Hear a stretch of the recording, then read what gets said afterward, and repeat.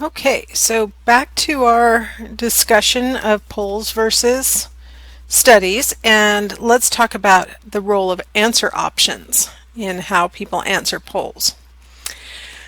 Okay, so in one poll, respondents were asked to name the most important problem facing this country today, and it was an open-ended question. They could say anything they wanted in response.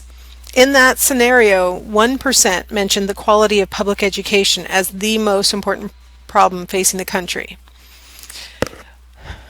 Now, another group of people was asked, which of the following do you think is the most important problem facing this country today?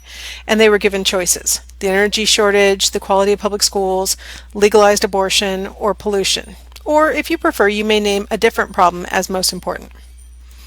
In this scenario, 32% of people identified the quality of public education as the most important problem.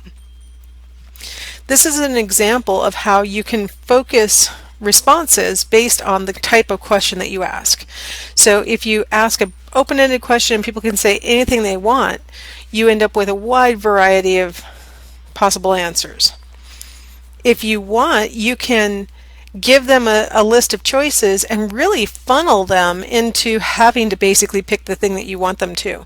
I mean, imagine if you wanted them to say that the quality of public schools is the biggest problem. Imagine that you could put other things on the list that are very unappealing to a respondent that they aren't going to want to pick. And so they're going to all default over to the one that you want them to pick. So unscrupulous pollsters can end up reporting 75% of our respondents said whatever and not ever reveal, well, we kind of funneled them into that by giving them a limited range of choices, and all the choices were pretty stupid except for the one we wanted them to pick. So answer options is oftentimes a problem with polls. Here's another example. Should divorce in this country be easier to obtain, more difficult to obtain, or stay as it is now? Again, notice the stay as it is pretty much always over 40%. People are pretty much in favor of the status quo, aren't they? But 23% said easier, 36% said more difficult. Now notice this same question, but what's changed is the order of the options. So now it says easier, stay as it is, or be more difficult. Now you'll notice that 46% are saying that it should become more difficult, whereas only 36% had said be more difficult when it was in the middle position. People tend to pick the last thing on a list of choices at an inordinately higher rate. I mean, not everybody picks it, obviously, because the first and the middle ones got selected in both cases, but the most commonly selected one was the one that was at the end. Let's do a shorter version of it, which is more exciting. Tennis or soccer? 65% of respondents who heard that question said soccer was more exciting. We flipped the order of soccer and tennis, and now suddenly tennis is more exciting than soccer.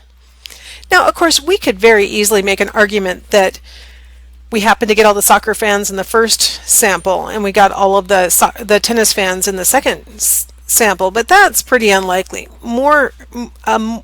A more parsimonious explanation, if we want to follow Occam's razor, the better explanation would be that the one that's in the last position enjoys favoritism by the respondents.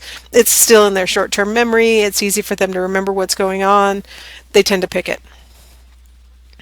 Okay. Now, all this research has been done on these questions and how questions can influence answers, and all these findings have been applied to how we implement surveys for the purposes of studies. We use unbiased materials. One of the things that's really, really hard for me to convince students is that you should never try and write your own questions for a study that you want to conduct. I have a master's level student right now who's just so excited to do his research that he went ahead and created a survey of his own and administered it to, I don't even know who his participants were.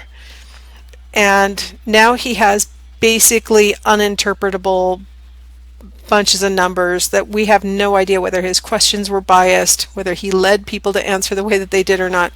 The safest thing that you can do when you are proposing your own research is to say that you're going to use some existing material, something that other researchers have been using. Because the more we all use the same materials, at least we can all say we're operationally defining that characteristic the same way. At least we're measuring it using the same tool. It may be a faulty tool, but at least we're all doing the same thing. And so we can't, somebody from the outside couldn't say, well, Dr. Jones did a better job than Dr. Smith because Dr. Jones used better questions that I approve of. Whereas Mr. Smith is over here going, well, but I asked good questions too. If we all use the same materials, then we have to start talking about the quality of the hypothesis and other kinds of things. So using materials that are unbiased is critical to doing studies rather than just doing polls. My master's student is just doing polls, and I don't think that's what he meant to be doing. Another thing about studies that is different from polls is that because we don't try and randomly sample the population, and because we don't get these gigantic numbers of people, 750 people to represent 3 million people's opinions, we don't do that in research. We don't claim to represent the entire population with our samples data. We instead try and just generalize to other people who are like those who do end up participating in our study. So one of the big complaints that people lodge about psychology research is that we have too many college students as our participants. Well, that's okay because we only try and generalize to college students or to other young adults who would be equivalent to college students. We don't try and generalize to all humans. We don't try and generalize to all Americans. We just try and generalize to other people who are like those people who are in our sample. Now, polls are basically an example of applied research. They are not the only kind of applied research that there is in the world. I oftentimes have students they'll stare at this slide and try and figure out the difference between applied research and basic research because it's on your study guide. And you see that under polls I've listed that as applied research and I've listed studies as examples of basic research. Please do not walk away from this lecture and conclude that applied research is polls and basic research is studies.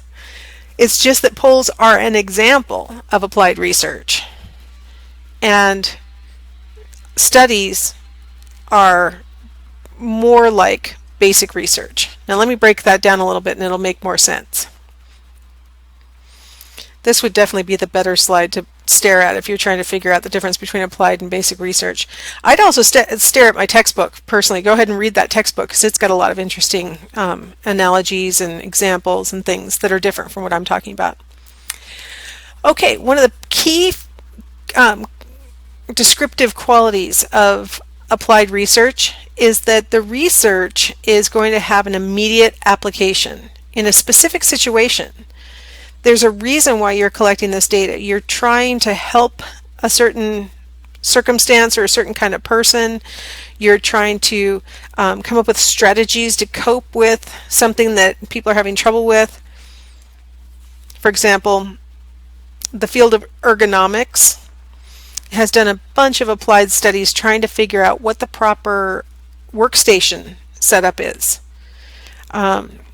They've figured out the proper seat height and the position of your feet and the angle of your arm and how far your face should be from your computer screen and all sorts of stuff to try and deal with the specific problem of overuse injuries.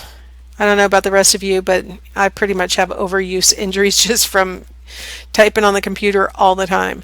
I don't have carpal tunnel. I have like the back of my shoulders tense up. And part of it might be because I don't completely follow this advice that's in this picture. Ergonomics has done actual data collection and analyzed the data and come to the conclusion that the fewest injuries are associated with people who are seated in this kind of position relative to their desk and their screen and so on. Basic research is focusing on testing a theory or testing a hypothesis. So a good example of this is the cognitive theory of divided attention. Now I've got a little, if you watch this slideshow, you can click on this link and it's a little YouTube video that shows a demonstration of divided attention. Now the video that you're going to watch was actually produced in like 1997 or something like that.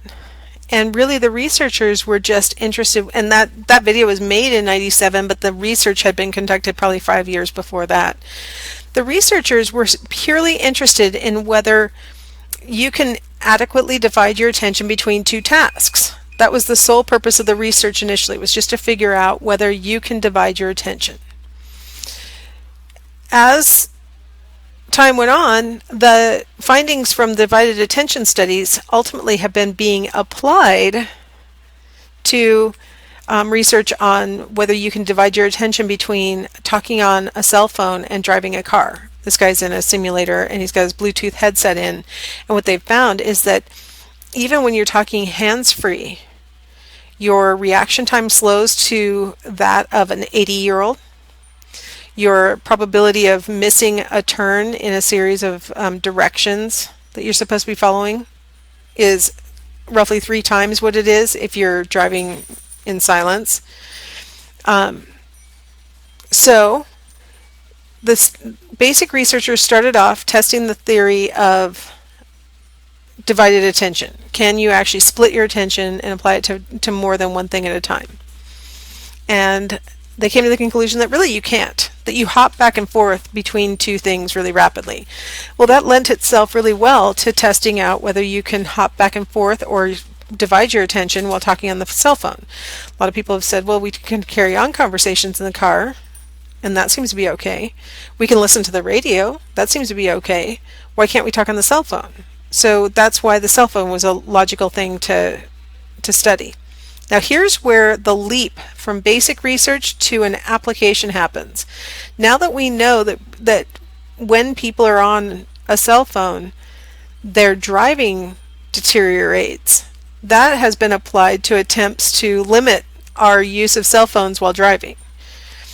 So a lot of times basic research starts to be used for applied purposes. And the people who want to tell all of us that we can't talk on our cell phones while we drive, point to this basic research and what the research has shown about our inability to divide attention. So just to wrap up this slide, both applied research and basic research are true research. They're both collecting data. They're both analyzing it correctly. They're both using the same kinds of techniques to recruit participants. It's all exactly the same. What's different is that the applied researcher has a purpose for why specifically they're collecting this data. Besides ergonomics, I can give you examples of like teaching techniques. And research has shown that this technique works better than that. I've published things on how to teach more effectively. And for example, if you're going to use PowerPoints, you've got to provide outlines and things like that. That's applied research. You collect the data with an intent to apply the findings immediately in a specific situation. Basic research, same exact procedures, but the intent is simply to test a theory, to test a hypothesis. I like to make the comparison that basic research is like the person who climbs the mountain because it's there, whereas applied research is the person who climbed the mountain because he needed to get to the other side for a purpose. So, applied versus basic research. Okay, so let's, I think this actually might, yeah. Let's go ahead and take a little break and I will come back and wrap up this topic.